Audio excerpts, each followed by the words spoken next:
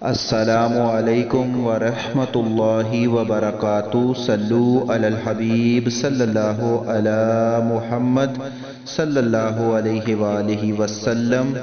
رضائے الہی چینل میں آپ سب کو خوش آمدید کہتے ہیں۔ اللہ عز و جل سے دعا ہے کہ اللہ عز و جل آپ سب پر اپنا خاص کرم فرمائے، دونوں جہانوں کی بلائیاں عطا فرمائے، خوشیاں عطا فرمائے، ہر دکھ اور تکلیف سے محفوظ رکھے، بے اولادوں کو نیک اور سہل اولاد عطا فرمائے، بے روزگاروں کو اچھے سے اچھا رزق حلال کمانے کا روزگار عطا فرمائے، اور جو بیمار ہیں اللہ عز و جل ان کو صحت کاملہ عاجلہ عطا فرمائے، اور اللہ عز و جل آپ سب کی تمام نیک خواہشات کو اپنی شان کے مطابق پورا فرمائے۔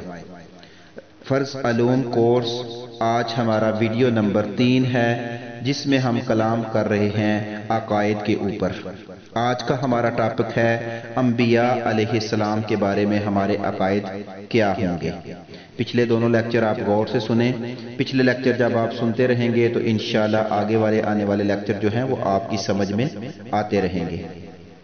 سوال سب سے پہلے جو پیدا ہوتا ہے وہ یہ ہے کہ نبی کہتے کسے ہیں؟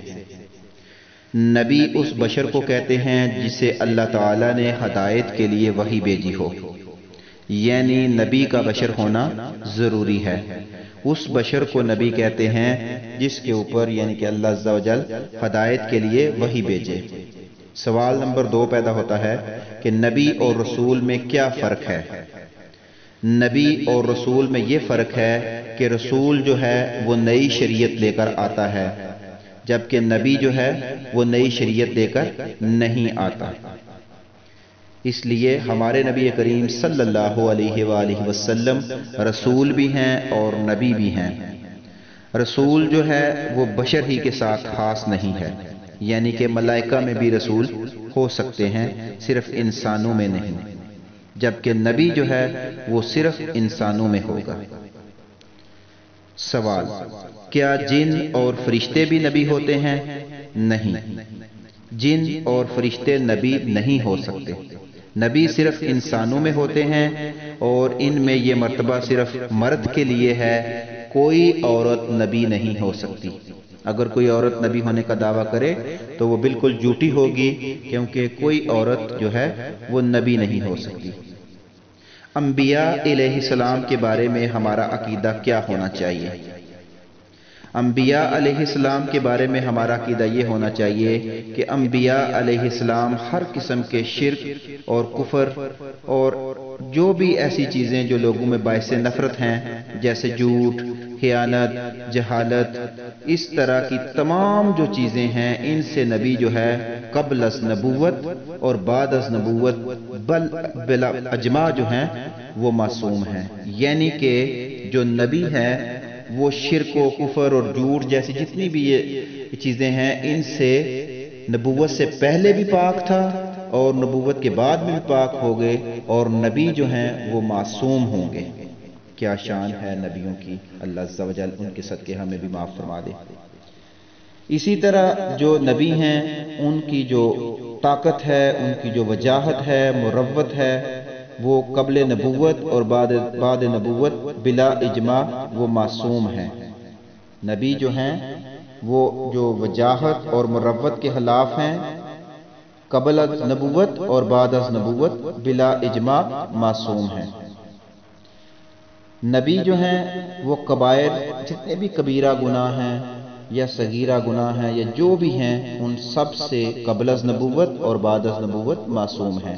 یعنی نبی جو ہیں وہ نہ تو نبوت سے پہلے کبیرہ گناہ کرتے ہیں، نہ نبوت کے بعد کرتے ہیں، اور نہ ہی نبوت سے پہلے صغیرہ گناہ کرتے ہیں، اور نہ ہی نبوت کے بعد صغیرہ گناہ کرتے ہیں، کیونکہ نبیوں کا مقام بہت بلند ہے، وہ معصوم ہیں۔ اللہ تعالیٰ نے انبیاء علیہ السلام پر بندوں کے لیے جتنے احکام نازل فرمائے ہیں انہوں نے وہ سب پہنچا دیے ہیں۔ یعنی اللہ عز و جل جو احکامات انبیاء کو عطا فرماتا ہے کہ وہ لوگوں تک پہنچائیں، وہ تمام پیغامات وہ پہنچا دیتے ہیں۔ کوئی چیز کوئی نبی چھپا کر نہیں رکھتا۔ اگر کوئی بندہ اس طرح کا عقیدہ رکھے گا کہ انبیاء نے چیزیں چھپائیں، ہم تک صحیح طریقے سے دین نہیں پہنچایا، تو وہ بندہ دائرہ اسلام سے خارج ہو جائے گا۔ احکام تبلیغیہ میں انبیاء سے سہو و نسیان محال ہے۔ انبیاء کے جو جسم ہیں وہ برس، جسام اور اس طرح کی ایسی بیماریاں جن سے لوگوں کے دلوں میں نفرت پیدا ہوتی ہے، ان سے وہ پاک ہیں۔ اللہ عز و جل نے انبیاء کو علم غیب جو عطا فرمایا ہے وہ اللہ کا عطا فرمایا ہوا ہے۔ اللہ تعالیٰ نے یعنی کہ انبیاء کے پاس جو علم ہوتا ہے وہ عطا ہے اللہ تعالیٰ کی، اس لیے انبیاء کا جو علم ہوا وہ عطائی ہوا۔ انبیاء کرام تمام مخلوق یہاں تک کہ رسل ملائکہ سے بھی افضل ہیں۔ کوئی ولی چاہے وہ کتنا ہی بڑا مقام پالے اور وہ کسی نبی کے برابر نہیں ہو سکتا، اور جو کسی غیر نبی کو نبی کے برابر سمجھے گا وہ دائرہ اسلام سے خارج ہو جائے گا۔ نبی کی تعظیم جو ہے وہ فرض عین ہے۔ تمام فرائض میں جو ہے کسی نبی کوئی ادنا توہین بھی اگر کسی نے کی تو وہ دائرہ اسلام سے خارج ہو جائے گا۔ انبیاء کی شان میں کسی قسم کی گستاخی کرنے کی اجازت نہیں ہے۔ تمام انبیاء علیہ السلام اللہ عز و جل کے حضور عظیم وجاہت اور عزت والے ہیں، اور ان کو اللہ کے نزدیک معاذ اللہ چوڑے کی مثل کہنا کھلی گستاخی اور کلمہ کفر ہے۔ نبی انبیاء کا مقام جو ہے وہ بہت بلند ہے، اور اللہ کے حضور انبیاء کی وجاہت اور عزت ہے، اور اگر کوئی بندہ یہ کہے کہ اللہ کے حضور انبیاء کی کوئی عزت نہیں ہے تو وہ بھی دائرہ اسلام سے خارج ہو جائے گا، کلمہ کفر ہے۔ آگے ایک سوال پیدا ہوتا ہے کہ کیا انبیاء علیہ السلام زندہ ہیں؟ جی ہاں، انبیاء علیہ السلام زندہ ہیں اپنی قبروں میں، اور کھاتے اور پیتے ہیں جس طرح اللہ تعالیٰ چاہے۔ یہ اللہ تعالیٰ کی اطاعت ہے، اللہ کا فضل ہے۔ انبیاء جو ہیں وہ ان کی شان ہے کہ وہ جو ہے وہ اپنی قبروں میں زندہ ہیں، ان کو رزق دیا جاتا ہے، ان کی بہت بڑی شان ہے۔ اللہ عز و جل انبیاء کے صدقے ہمیں بھی معاف فرما دے اور ہمیں بھی دنیا اور آخرت میں کامیابی عطا فرمائے۔ کیا نبی ہونے کے لیے اس پر وحی آنا ضروری ہے؟ جی ہاں، نبی ہونے کے لیے اس پر وحی آنا ضروری ہے، ہوا وہ فرشتے کے ذریعے ہو یا بلا واسطہ ہو، جس طرح اللہ عز و جل کا حکم ہو، جس طرح اللہ تعالیٰ کی رضا ہو اسی طرح ہوگی، لیکن نبی کے اوپر جو ہے وہ وحی لازمی آئے گی۔ کیا جو وحی ہے وہ غیر نبی کو بھی ہو سکتی ہے؟ بالکل نہیں ہو سکتی۔ جو کسی غیر نبی کے لیے مانے وہ کافر ہو جائے گا، اس دائرہ اسلام سے خارج ہو جائے گا۔ اگر کوئی یہ کہے کہ جو ہے وہ کسی غیر نبی کو وحی آئی ہے تو وہ دائرہ اسلام سے خارج ہو جائے گا۔ جو شخص نبی کے زوال جائز مانے اس کے بارے میں کیا حکم ہے؟ جو شخص نبوت کا زوال جائز جانے وہ کافر ہے، دائرہ اسلام سے خارج ہو جائے گا۔ کیا نبی کا معصوم ہونا ضروری ہے؟ نبی کے علاوہ اور کون معصوم ہوتا ہے؟ نبی کا معصوم ہونا ضروری ہے، اور یہ عصمت نبی اور فرشتے کا خاصہ ہے، یعنی نبی معصوم ہیں اور فرشتے معصوم ہیں۔ اماموں کو انبیاء کی طرح، یعنی بعض لوگ جو کہتے ہیں نا وہ کہتے ہیں نا کہ امام بھی معصوم ہیں، اماموں کو انبیاء کی طرح معصوم سمجھنا گمراہی ہے۔ دیکھیں، گمراہی اور بددینی ہے۔ ہر انسان کی اپنی عزت ہے، لیکن ایک بندے کو کسی دوسرے کے ساتھ ملا دینا یہ ٹھیک نہیں ہے، کیونکہ انبیاء کی ایک اپنی شان ہے، انبیاء کا ایک اپنا رتبہ ہے، اور انبیاء کا جو رتبہ ہے وہ سب سے بلند ہے۔ اس چیز کا ہمیں خیال رکھنا ہوگا کہ ہم کسی ولی کو، کسی امام کو، کسی صحابی کو اگر انبیاء کا رتبہ دیں گے تو یہ قطعاً جائز نہیں ہے۔ اس بات کا یہ چیز ہمارے عقیدے میں شامل ہونی چاہیے، اور اس چیز کو ہم نے پختہ اپنے ذہن میں بٹھا لینا ہے کہ جو شان انبیاء کی ہے وہ کسی اور کی نہیں ہو سکتی۔ قرآن مجید میں جن انبیاء کے نام آئے ہیں ان کی تعداد 26 ہے۔ یہ نام اب اگر ہم لیں گے تو کافی ویڈیو لمبا ہو جائے گا۔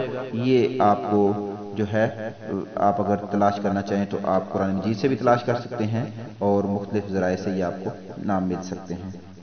آگے ایک بڑا اہم سوال ہے، اور یہ مسئلہ ہمارے ہاں اکثر پیش آ جاتا ہے یہ بات ذہن میں رکھ لیجئے گا کہ ہم کسی بھی نبی کا انکار جو کریں گے تو پھر بھی دائرہ اسلام سے خارج ہو جائیں گے۔ بعض دفعہ ہم سے پوچھا جاتا ہے اور ہم نے یہ کہتے ہیں کہ انبیاء کی تعداد کتنی ہے، تو ہمارے ہاں جو مشہور ہے وہ یہی ہم کہتے ہیں کہ انبیاء کی تعداد 1,24,000 ہے۔ یہ کہنا درست نہیں ہے۔ ہمیں یہ کلیئر کٹ نہیں معلوم کہ انبیاء کی تعداد کتنی ہے، تو انبیاء کی تعداد کا جو تعین ہے وہ ہم فکس اندازوں میں نہیں کریں گے، کیونکہ تعداد معین جو انبیاء کی جو تعداد ہے وہ ہمیں معلوم نہیں ہے۔ تو جب بھی ہم سے بات ہوگی تو ہم یہی کہیں گے کہ کم و بیش جو اللہ عز و جل ہی بہتر جانتا ہے کہ کتنے نبی ہیں، ہمیں ان ایگزیکٹلی تعداد بتانے کی ضرورت نہیں ہے۔ نبی کی نبوت سے خارج ماننا یا غیر نبی کو نبی ماننا، یہ سب جو ہیں یہ باتیں کفر ہیں۔ تو اس لیے نبیوں کی تعداد کے بارے میں ہمیں خاص خیال رکھنا ہوگا۔ جب بھی ہم سے اگر پوچھا جائے کہ نبی کتنے ہیں تو ہم کہیں گے کہ اللہ عز و جل ہی بہتر جانتے ہیں، لیکن جتنے بھی ہیں ہمارا سب کے اوپر ایمان ہے اور سب کے اوپر ہمارا یقین کامل ہے۔ تو اس لیے ان چیزوں پر غور و فکر کرنا چاہیے اور ان چیزوں کو سمجھنا چاہیے تاکہ کسی جگہ پہ کمی بیشی نہ ہو۔ سب سے پہلے نبی کون تھے؟ دنیا میں تشریف لانے کے اعتبار سے سب سے پہلے نبی جو ہیں وہ ہیں حضرت آدم علیہ السلام۔ دنیا میں تشریف لانے کی اس میں ایک قید لگائی گئی ہے کہ نبوت ملنے کی بات کی جائے، یعنی مطلقاً اگر نبوت ملنے کی بات کی جائے تو ہمارے آقا و مولا محمد مصطفیٰ سرور انبیاء رحمت للعالمین صلی اللہ علیہ وآلہ وسلم اس وقت بھی مقام نبوت پر فائز تھے جب حضرت آدم علیہ السلام پیدا بھی نہیں ہوئے تھے۔ اس ضمن میں حدیث مبارکہ ہے، حضرت ابو ہریرہ رضی اللہ تعالیٰ عنہ سے روایت ہے، فرماتے ہیں ترجمہ: صحابہ اکرام علیہ رضوان نے حضور اکرم صلی اللہ علیہ وآلہ وسلم سے پوچھا، یا رسول اللہ صلی اللہ علیہ وآلہ وسلم، آپ کو نبوت کب ملی؟ فرمایا جب آدم علیہ السلام ابھی روح اور جسم کے درمیان تھے۔ تو اس کا مطلب یہ ہوا کہ بعثت کے اعتبار سے ہمارے آقا صلی اللہ علیہ وسلم سب سے آخری نبی ہیں، لیکن کیا شان ہے ہمارے نبی کریم صلی اللہ علیہ وسلم کی کہ ابھی حضرت آدم علیہ السلام پیدا بھی نہیں ہوئے تھے، آقا صلی اللہ علیہ وسلم کی نبوت اس وقت بھی موجود تھی، اس وقت بھی نبوت کے اعلیٰ مقام پر فائز تھے۔ اللہ تعالی ہمیں نبی کریم صلی اللہ علیہ وسلم کے بتائے ہوئے طریقوں پر چلنے کی توفیق عطا فرمائے۔ اب سوال پیدا ہوتا ہے کہ سب سے پہلے نبی تو حضرت آدم علیہ السلام تھے، سب سے پہلے رسول کون تھے؟ تو یہ ہم نے پیچھے تعریف میں پڑھا ہے کہ نبی اور رسول کی تعریف میں رسول جو ہوتا ہے وہ نئی شریعت لے کر آتا ہے۔ تو سب سے پہلے جو رسول ہیں جو کفار پر بھیجے گئے وہ حضرت نوح علیہ السلام ہیں۔ حضرت نوح علیہ السلام نے 950 برس ہدایت فرمائی۔ ان کے زمانہ کے کفار بہت سخت تھے۔ تو دیکھیں ہمیں بھی انبیاء کی سنت پر عمل کرنا ہے، ہمیں بھی دین اسلام کے پیغام کو پہنچانا ہے۔ اب چونکہ انبیاء کا آنے کا سلسلہ ختم ہو چکا ہے تو اب ہم نے اس چیز کو آگے لے کر چلنا ہے۔ نبوت کا سلسلہ چونکہ ختم ہو چکا ہے تو اس لیے اب یہ کام جو ہے یہ ہم نے کرنا ہے، کیونکہ ہمارے آقا نبی کریم صلی اللہ علیہ وآلہ وسلم ہی آخری نبی ہیں، ان کے بعد کوئی نبی نہیں آئے گا۔ اب یہ جو کام ہے تبلیغ کا یہ انشاءاللہ عز و جل ہم سب مل کے کریں گے، دین کے پیغامات کو عام کریں گے۔ اس وقت جو دور جا رہا ہے اس میں برائی کے اڈے بہت زیادہ ہیں، برائی اتنی زیادہ پھیل چکی ہے کہ آپ اگر سوشل میڈیا کو دیکھیں، نظر ایک دوڑائیں تو کچھ اسلامی پوائنٹ آف ویو سے بھی اگر آپ دیکھیں تو ایک پوسٹ ایک اسلامی بھائی کرتا ہے تو اس کی طرف کوئی توجہ نہیں دیتا، وہی پوسٹ وہی اسلامی بھائی اگر لڑکی بن کے کرتا ہے تو پوسٹ کے اوپر ویوز بھی آنا شروع ہو جاتے ہیں، پوسٹ کے اوپر لائک بھی آنا شروع ہو جاتے ہیں۔ ہم لوگ غلط راستوں کے چناؤ کر کے غلط راستوں کی طرف بھاگ رہے ہیں اور یہ راستے ہمیں جہنم کی طرف لے جائیں گے۔ ہمیں بہت زیادہ احتیاط کی ضرورت ہے، ہمیں دین کی تعلیمات کی ضرورت ہے، اور سب سے پہلے یہ ہے کہ ہم خود سیکھیں، قرآن سیکھیں، آقا صلی اللہ علیہ وسلم کے بتائے ہوئے طریقوں کے مطابق زندگی گزاریں، ہمارا کردار، ہمارا اخلاق اتنا روشن ہو کہ لوگ ہمیں دیکھ کر ہماری باتوں پر عمل کریں، ہماری باتوں پر توجہ دیں، تاکہ تبلیغ کا کام جو ہے وہ آسان ہو جائے۔ ایک سوال پیدا ہوتا ہے کہ انبیاء علیہ السلام میں سب سے افضل کون ہے؟ سب سے افضل ہمارے آقا محمد مصطفیٰ سرور انبیاء رحمت للعالمین صلی اللہ علیہ وآلہ وسلم ہیں۔ آپ کے بعد جو سب سے بڑا رتبہ ہے وہ ہے حضرت ابراہیم خلیل اللہ علیہ السلام کا، پھر جو رتبہ ہے وہ حضرت موسیٰ علیہ السلام کا ہے، پھر حضرت عیسیٰ علیہ السلام کا ہے، اور ان کے بعد حضرت نوح علیہ السلام کا ہے۔ ان حضرات کو مرسلین اولو العزم بھی کہتے ہیں۔ یہ پانچوں حضرات باقی تمام انبیاء و مرسلین اور دنیا اور جنوں جتنی بھی مخلوقات ہیں سب سے افضل ہیں۔ اب جو پوائنٹ ہے ان ساری باتوں کا لب لباب جو ہے وہ یہ ہے، ہمارے ہاں بعض لوگ یہ انبیاء کی کسی بھی لغزش یا کسی بھی وجہ سے جو اگر ایسی بات کرتے ہیں جس میں یہ ظاہر ہوتا ہو کہ انبیاء کی توہین ہو رہی ہے، تو یہ ہمیں اپنی زبانوں کو لگام ڈالنی ہوگی، ہمیں اپنی زبانیں بند رکھنی ہوں گی۔ ہمارا اپنا کردار اتنا گندا ہے کہ ہمیں کس نے اجازت دی کہ ہم انبیاء کرام پر، صحابہ کرام پر، اللہ تعالیٰ کے نیک بندوں پر اپنی زبانیں کھولیں؟ ہمیں اپنی زبانوں کو لگام دینی ہوگی، ہر حال میں دینی ہوگی۔ اللہ عز و جل انبیاء کا مالک ہے، اللہ عز و جل خالق ہے، رازق ہے۔ اللہ عز و جل جس طرح چاہے اپنے نبیوں سے، اپنی مخلوق سے خطاب کرے، ہمیں بالکل اس چیز کی اجازت نہیں ہے۔ ہمارے ہاں اکثر لوگ جو ہے وہ حضرت آدم علیہ السلام اور دوسرے انبیاء پر بعض مقامات پر قرآنی قصہ ہی بیان کرنے میں بعض دفعہ زبان کے الفاظ کا جو چناؤ ہے اس میں کمی بیشی کرتے ہیں۔ ہمیں یہ بات ذہن میں بٹھا لینی چاہیے کہ انبیاء کے اوپر، صحابہ کرام کے اوپر زبان کھولنا یہ ہمارے لیے تباہی اور بربادی کا سبب ہو سکتا ہے، اس میں قطعاً ہماری کامیابی نہیں ہو سکتی۔ اس لیے اس بات کو اپنے ذہن میں بٹھا لیجئے گا اور یہ چیز اپنے ذہنوں میں مکمل اس کو پکا کر لیجئے گا کہ ہمیں کوئی حق نہیں پہنچتا کہ ہم انبیاء پر، صحابہ کرام پر، جتنے بھی عظیم لوگ ہیں ان کے اوپر کسی قسم کی نکتہ چینی کریں، ان کے اوپر ڈسکس کریں۔ ہمیں اپنے اوپر غور و فکر کرنی چاہیے، اپنے اندر چھپے ہوئے گناہوں کو دیکھنا ہوگا۔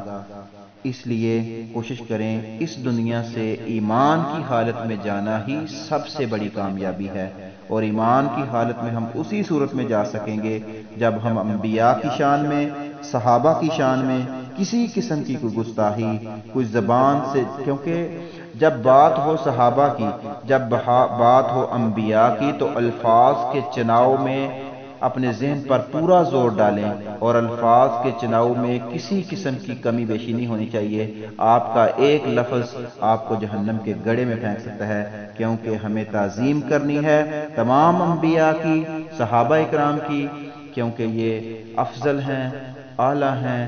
صحابہ کرام کے بارے میں، انبیاء کے تو ہیں ہی معصوم، ان کے بارے میں تو بات ہے ہی نہیں۔ صحابہ کرام جو ہیں قرآن مجید میں آ گیا رضی اللہ عنہم ورضوا عنہ، اللہ ان سے راضی اور وہ اللہ سے راضی۔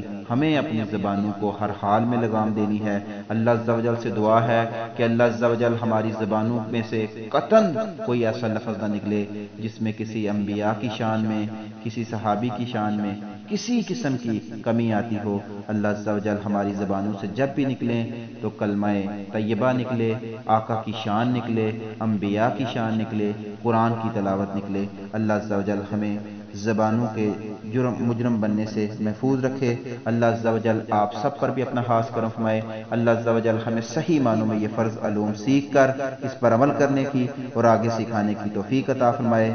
تمام ویڈیوز کو پورے غور و فکر کے ساتھ سنیں، انشاءاللہ عز و جل ان سے آپ کو بہت فائدہ ہوگا۔ اللہ عز و جل ہمیں عمل کرنے کی توفیق عطا فرمائے۔ السلام علیکم ورحمۃ اللہ وبرکاتہ۔